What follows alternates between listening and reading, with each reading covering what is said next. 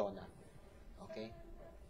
No, girls just wanna have fun. They say Cyndi Lauper. Okay? At saka sumabayan doon sa holiday ni Madonna. Holiday? Okay? Di ba? Holiday? Okay? Sabay yun. Nakita niyo yung change ng boses ni Madonna through the years? At yung kanyang reinvention of herself? That woman is 47 years old and she's still considered a diva. But Cyndi Lauper never changed. And after a few, bumaba, nawala si Cyndi Lauper. Diba? Hindi ko sinasabi na mag-change kayo ng style. But pag kilala ninyo ang inyong sarili at in-embrace ninyo lahat ng nangyayari sa buhay ninyo, nag-iiba kayo, nag-iiba rin ang boses ninyo. Gets nyo? At yun ang maganda. Yun ang masaya.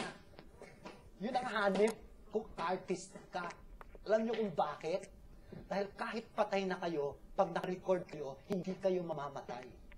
Dahil yung boses ninyo, marinig pa rin tao. Buhay ka pa rin dahil sa kinanta mo. Do you know how wonderful it is to have this gift na nakakanta kayo? At nakakagawa kayo ng kanta? Hindi ba?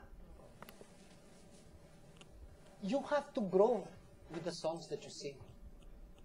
You have to know yourself and in the process, grow with the songs that you sing. Questions naman kayo. Daldal ako ng daldal. Pagod na. Topic ko. Ano? Questions? Wala ako magtatanong. Jay? Anong klaseng kanta ang kayang-kaya mong kantahin? Through the Fire? Mga kantang medyo rock po. Anong klaseng kanta hindi mo kayang kantahin? Hindi ko kayang kantahin. Mahirapan ako sa mga ballad. Bakit? Kasi nasanay po yung, parang para sa akin kasi hindi bagay yung boses ko sa mga ballad. Natma mo na ba mga ballad? Try na po. And? Para sa akin, parang hindi po ako content sa resulta ng pagkakanta ko. Pero gusto mo mabalad? Hindi naman sa gustong-gusto, pero gusto kong subukan ulit. Para mapatunayan ko kung anong na-improve ko. Kasi kailangan din eh. You have to try out everything, hindi ba? Ikaw, Chad, have you really gone into really sappy ballads? No. Opo. And how do you feel about it? Not all the time. Ang tawag dyan, kasi yung influence ng pagkakanta ko, yung tatay ko. So, nung Anong klaseng kanta ng daddy mo? Wise men say, only fools, mga old songs, 60 songs. Gusto pa lang ko yun. Oh my God, those are my songs. Okay. Can't help falling in love.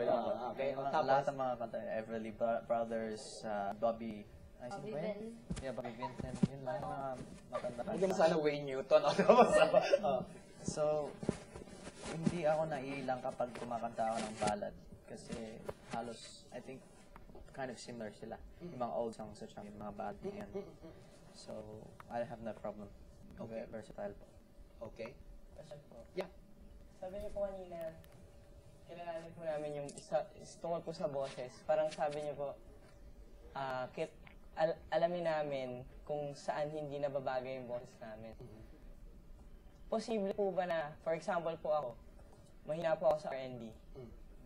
Posible po ba na pag pinag-aralan namin ng mag-focus ako, mag-aral ako ng R&B style, posible po kayang bumagay din yung boses ko din doon? You'll never know until you try. Diba? Kesa naman mas takap ka sa isang uri ng kanta lamang, hindi ba? Kasi, yung uri ng kantang ginagawa mo, narinig ko ginawa mong kanta, bagay yan sa edad mo. Pero, how old you, anak? 23 po. 23. Really? 23 na? Don't look it. I thought you were about 16, okay? So, 23. All right, no. Okay, no, 23 ka, but you can't live forever eh. At saka yung mga experiences ninyo, mag-change din eh. And the voice changes, hindi ba the voices change? At saka hindi pwede yung isa lang ang boses mo. Hindi po pwede yun. So, why don't you try R&B? Give it a try. If it doesn't work, okay? Diba? Okay, so it's not for me. Does it make you any... Hindi. Hindi perfect eh. Diba? So, di ba tulad sinabi ko, ang ganda hindi tayo perfect dahil magkakaiba tayo. Kung lahat tayo perfect, di pare-pareho tayo, we're so boring. Diba? That's why sometimes I think heaven is so boring when everything is perfect. Diba? Kung perfect sa langit, diba? Amsterdam na everything isn't perfect. Let's not get into that. not remembered. Oo. What about you, Chai? What do you think? Ikaw, anong klaseng kanta ang swak sa'yo? Ano po, sa banda po namin, I sing, rock. I sing also, pero kumakanta din po ako ng alternative na songs. Ano paborito mo? Anong pinaka-komportable ka? Pinaka-komportable po. Rock. Kumakanta po namin sa banda. Rock. Ano pinaka... Hindi, parang tingin ko hindi ko po kaya. Medyo kinakabog ka.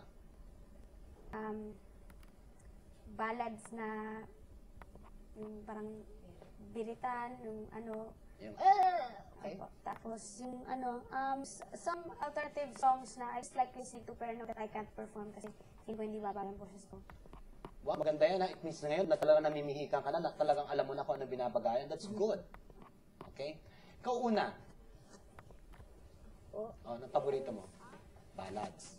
Ganito po nakakasify yung bones ko. Pero minsan po, tinatry ko po na mag-classical. Minsan din tinatry ko minsan tinatry ko din yung mga, parang may, kasing din kami niya, yung hilig sa music. So, nag-experiment